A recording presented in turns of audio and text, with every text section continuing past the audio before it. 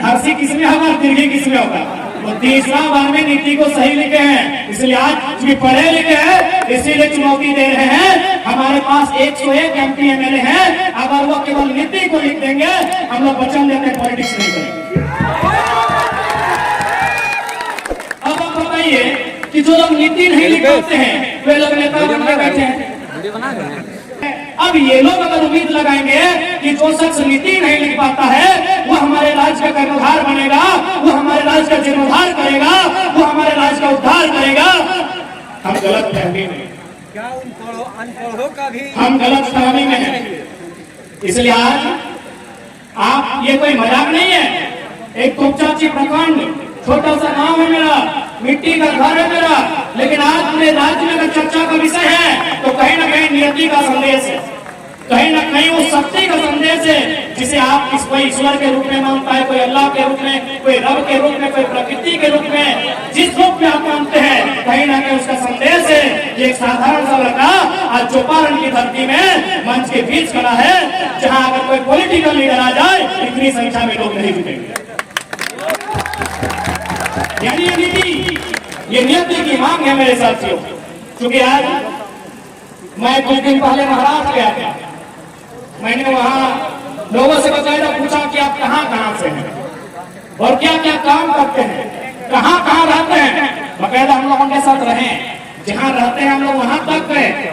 उन्होंने मैक्सिमम लोगों ने कहा कि हम बरकट्टा प्रखंड से हैं, हम कोडरमा से हैं, हम राजभनवार से हैं, हम बिरनी से हैं, हम बगोदर से हैं, हम डुमरी से हैं, हम विशुनगढ़ से हैं, हम गोमिया से हैं, नवाड़ी से।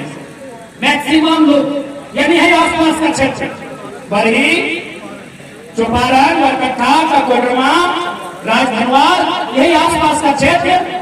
मैक्सिमम जो प्रवासी मजदूर थे, महाराज की सभा आपने देखा होगा, आपने नहीं पूरे भारत ने देखा, और पेट में दर्द शुरू हुआ है तो आपने भी वीडियो के माध्यम से देखा होगा। मैक्सिमम लोग हमारे इसी क्षेत्र के थे। उत्तरी छोटा नागपुर का जो हिस्सा है, बालासाहेब और झोला पहाड़ के इस पर का हिस्सा जो है, मैक्सिमम लोग इसी क्षेत्र के थे। हमने उनसे ये भी पूछा कि आप क्या करते हैं। मैक्सिमम लोगों ने कहा हम ड्राइविंग करते हैं। मैक्सिमम, यदि मैं 100 लोगों से मिला तो उसमें लगभग 40 to 50% लोग ड्राइविंग करते थे। अब एक बात है, यदि ड्राइविंग ही करना था, मैंने ये नहीं कहा कि हम अगर ड्राइवर हैं तो हमको इंजीनियर वाला स्केल दे दीजिए या फिर हमको डॉक्टर वाला कैंची दीजिए और घुटा के जगह हम किडनी का इलाज करेंगे, मैंने ये नहीं कहा। और आज भी हम लोग फेंका फेंकी वाला बात नहीं करेंगे। यदि हमारे भाई जो बरकट्टा से चलकर महाराष्ट्र गए हैं, जो बरही चौपारण से चल के महाराष्ट्र गए हैं, जो कोडरमा से चलकर, चंदवारा से चलकर, विशुनगढ़, बगोदर से चलकर महाराष्ट्र गए हैं, और वे यदि वहां ड्राइविंग का ही काम करेंगे तो भाई ठीक है, वो ड्राइविंग ही करेंगे।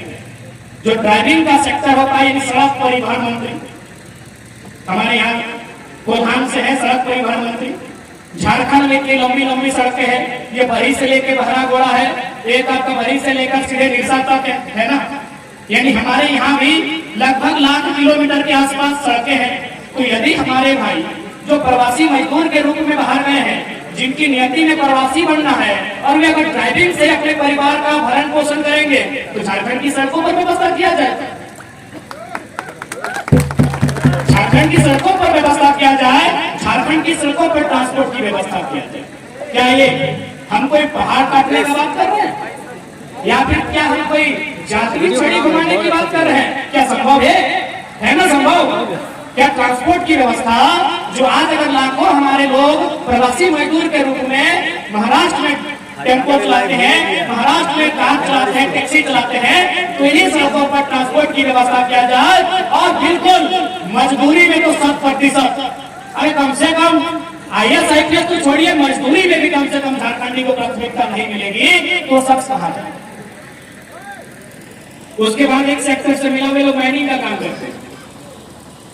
10 बाय 10 का कमरा था और कमरे का तापमान इतना था कि आप अगर सूरज के सामने खड़े हो जाएंगे जून महीना में तो सूरज की रोशनी का ताप आपको उतना गर्मी नहीं दे सकता है जितना उस कमरे का ताप था।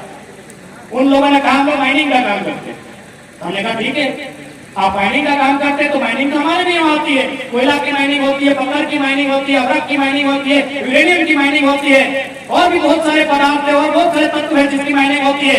यदि माइनिंग ही करना है तो 2000 किलोमीटर दूर जाके महाराष्ट्र में क्यों, झारखंड में क्यों, झारखंड में क्यों नहीं? माइनिंग ये हमको करना था तो झारखंड में हमको अवसर मिलना चाहिए, हमको झारखंड में अपॉर्चुनिटी मिलना चाहिए। क्या ये कोई हवाई बात है? संभव है, एक नियम बनाना है, सारा संभव है। आज अगर माइनिंग की बात किया जाए तो भारी संख्या में कोयला का माइनिंग होता है। तो आपकी जानकारी के लिए हम बता दें, मेघालय की बात करें, मिजोरम की बात करें, तो वहां क्या होता है, कोऑपरेटिव सोसाइटी के माध्यम से माइनिंग होती है, यानी देश को राइट मिलता है। तो भाई अगर हम माइनिंग की बात करेंगे, अगर हम मजदूरों की बात करेंगे, नीति नियम की बात करेंगे, तो उसके लिए भले हम माइक में भाषण के रूप में बात कर रहे हैं, आज हमें मीडिया वाले कवरेज कर रहे हैं, लेकिन हमारी बात की गरिमा, हमारे बात का महत्व तब होगा जब दिल्ली में हमारी बस्ती। इन्हीं बातों को हम कोई एक्स्ट्रा बात नहीं कहेंगे, हम इन्हीं बातों को रखेंगे, इन्हीं बातों को तर्क से प्रस्तुत करेंगे, हम इन्हीं बातों पर चर्चा करेंगे, लेकिन जब सदन के भीतर चर्चा करेंगे उसकी गरिमा हम इन्हीं बातों को रखेंगे, प्रधानमंत्री के सामने रखेंगे कि भाई जब बाकी राज्य में जहां आपने कोऑपरेटिव सोसाइटी का गठन किया है, वहां जदीदियत के माध्यम से कोयला का खनन होता है, या फिर वहां एक बेहतर प्रवास की नीति है, तो झारखंड में क्यों नहीं? हम इन्हीं बातों को वहां दोहराएंगे, क्योंकि जब तक सदन में आपका चर्चा नहीं होगा, जब तक देश के सबसे बड़े पंचायत में आपका चर्चा नहीं होगा, तब तक आप अपनी उन्नति की नहीं सोच सकते हैं, आप अपने विकास की नहीं सोच सकते हैं। और आज 23 सालों के झारखंड में झारखंडी इतना जागरूक हुआ है कि 2024 में जब नौजवान दिल्ली में दस्तक देंगे, हम ये पहले रखेंगे कि हम 40% खड़ी देते हैं, हमको 40 मिनट का मीटिंग झारखंड में चाहिए। 40 हमको ज्यादा नहीं चाहिए, 40 मिनट का मीटिंग चाहिए, झारखंड के विषय में कैबिनेट चाहिए। 40% हम खड़ी संपदा देते हैं। हमारी बिजली कलकत्ता से लेकर बांग्लादेश तक मंगाती है, हमारा कोयला पूरा देश से चुना जाता है, और आज अगर वो राज्य का अधिकार मांगता है, इसमें कोई गुनाह नहीं। क्या कोई गुनाह है? कोई गुनाह नहीं है। आप राष्ट्रवाद के नाम पर क्षेत्रवाद का गला नहीं मोड़ सकते। आज राष्ट्रवाद का एक मुहिम चलता है, हमने कभी नहीं कहा कि हम राष्ट्रवादी नहीं है, सबसे बड़ा राष्ट्रवादी कोई है तो झारखंडी है। हमने लगभग 25 लाख एकड़ भूमि राष्ट्र के निर्माण के लिए दिया, इसलिए ये ढोंग हमें ना दिखाए कि आप राष्ट्रवाद के नाम पर हमें गर्त में नहीं ले जा सकते हैं, ये राष्ट्रवाद के नाम पर हमें नक्सलवाद पर नहीं ले जा सकते हैं। अगर आपको राष्ट्र की चिंता है, हमारे इतिहास को खंगालिए, झारखंड के इतिहास को खंगालिए। सबसे ज्यादा अगर पंडित जवाहरलाल नेहरू देश के पहले प्रधानमंत्री ने डायरेक्ट अगर किसी राज्य में कहीं उद्घाटन किया है तो मुझे लगता है झारखंड में किया।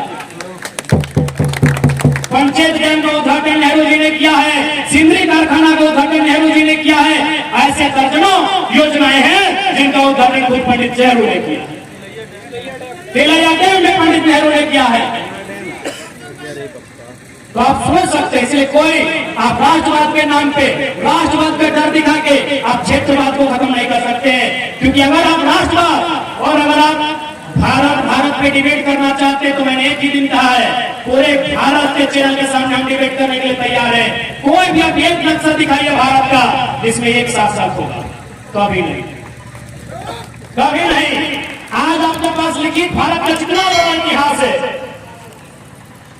आपके पास लिखित भारत का जितना बड़ा इतिहास है, जितना बड़ा नक्शा है, कभी भी भारत एग्जिस्ट पूरा नहीं हुआ, कभी भी नहीं हुआ। आप अगर भारत के सबसे कालजयी सम्राट चक्रवर्ती सम्राट अशोक की बात करें, जिनके समय में लगभग हमारे पास 60 लाख वर्ग किलोमीटर था, आज 32 लाख वर्ग किलोमीटर है, तो आपको जानकारी होना चाहिए दक्षिण भारत में प्रभुत्व नहीं था। दक्षिण भारत में अगर नक्शा है तो दिखाइए, दक्षिण भारत में, पूर्वोत्तर भारत में अशोक के भी साम्राज्य का विस्तार नहीं था।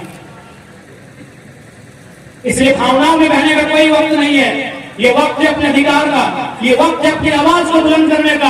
आप किसी कालखंड की बात कीजिए, मौर्य काल की बात कीजिए, आप गुप्त काल की बात कीजिए, किसी राजवंश की बात कीजिए, मुगल काल की बात कीजिए, अंग्रेज काल की बात कीजिए, अंग्रेजों ने भी 1 सेंटीमीटर कहा नहीं छूटा है, लेकिन अंग्रेजों से भी छूटा है। इस भारत की भूमि पर कोई एक शासन नहीं हुआ है कभी। इसलिए भारत और इंडिया के नाम पर भावना मत होइए। हम इंडिया का भी सम्मान करते हैं, भारत का भी करते हैं, लेकिन झारखंडी से समझौता नहीं कर सकते। अंग्रेजों ने भी 1 इंच छोड़ा है, लेकिन छोड़ा है कहां छोड़ा है? गोवा छोड़ा है, पंडुचेरी छोड़ा है। क्योंकि अंग्रेजों के जाने के बाद 2 बार पंडुचेरी आजाद हुए हैं, 1954 और 1961 में। आपकी जानकारी के लिए बताना चाहिए। तो इसलिए हम भारत का सम्मान करते हैं, लेकिन आप भारतीयता के आधार पर झारखंडी को खत्म करना चाहते हैं, तो इसका पुरजोर विरोध करते हैं। इसलिए आज हम महाराष्ट्र में वहां के लोगों से मिले, चर्चाएं हुई। वहां भी एक बहुत बड़ा हवाई पट्टी बनने वाला है, लगभग 10 किलोमीटर तक का जमीन गया है। मैं 2-4 लोगों से मिला, क्योंकि बाकी जो भी झारखंड के नेता जाते हैं भाई, वो तो मौज मस्ती के लिए जाते हैं, हमको कुछ सीखने गए थे। उनसे मैंने मिला, पूछा क्या पॉलिसी है? बोला जी जमीन लिया गया, बगल में देखिए वहां घर दिया गया है, अपार्टमेंट बनाया गया है, वहां को कमरा मिल जाएगा, यहाँ जो भी नौकरी मिलेगी हम लोग को मिलेगा। सब बाहरी। मैं ये महाराज की बात बता रहा हूँ। वहां लगभग 10 किलोमीटर का एरोप्लेन जहां चलता है, हवाई जहाज, एयरपोर्ट लगभग 10 किलोमीटर। मैं वहां के 2-4 लोगों से मिला, मैंने उनसे चर्चा किया कि आपके यहाँ इतनी भारी संख्या में जमीन लिया गया है, तो क्या पॉलिसी है? बोला कुछ नहीं, जमीन लिया गया है विकास के नाम पे, हम लोग को बगल में अपार्टमेंट दिया गया। आप बताइए कि झारखंड में ऐसी पॉलिसी है क्या? हमारे झारखंड में ऐसी पॉलिसी है? अब तक किसका? झारखंडी का। राज कौन कर रहा? बाहरी। हजारीबाग, क्योंकि सबसे ज्यादा स्टूडेंट हमारे हजारीबाग में पढ़ने जाते हैं। रैंक में पढ़ने वाले छात्र किनके? हमारे। वो भिंडी के किनकी? हमारी है, हमारी है। तो बताइए, हमारी ये हमारी लड़ाई, ये हमारे अधिकार की लड़ाई